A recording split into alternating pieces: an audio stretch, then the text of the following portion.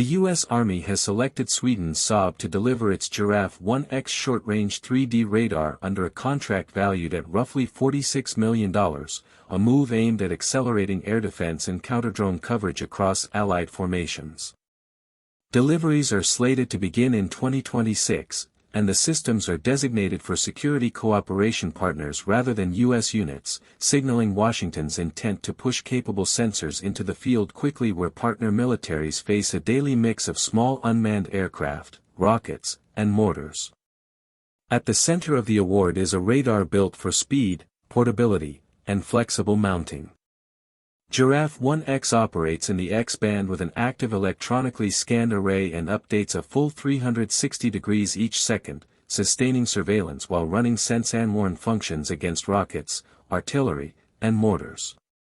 The system's total weight sits under 150 kilograms, with about two-thirds of that topside, making it light enough to sit on a rooftop or mast, ride in a pickup, or even deploy aboard small patrol craft.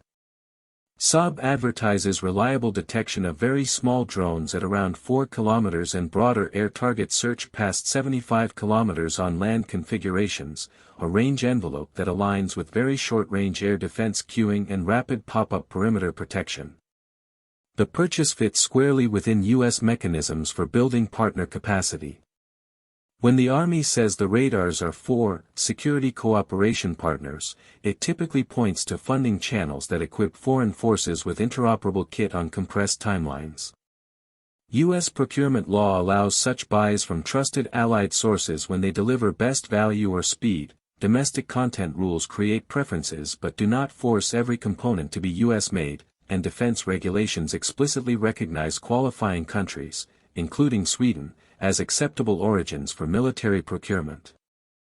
In practice, that framework allows the United States to acquire a proven European radar now rather than wait for a bespoke development path. Mission fit appears to be the decisive factor. American industry fields highly capable systems. Raytheon's KuRFS family has become a benchmark for small UAS and SHORAD performance, and Leonardo DRS panelized MHR architecture gives the Army's SHORAD strikers robust hemispheric coverage. But many of those solutions are optimized for fixed or vehicle-integrated nodes with greater power and space available. Giraffe 1X, by contrast, collapses weight, power, and integration overhead into a compact rotating unit that a small team can transport and emplace in minutes. That makes it attractive for gap filling between larger SHORAD batteries, protecting pop-up logistics points, and providing mobile overwatch for maneuver elements in cluttered urban or littoral terrain. Interoperability is baked into the design. The radar's open systems interfaces are intended to feed existing short-range air defense command and control networks, including FAAD C2, and to slot into the evolving counter-UAS fire control ecosystem.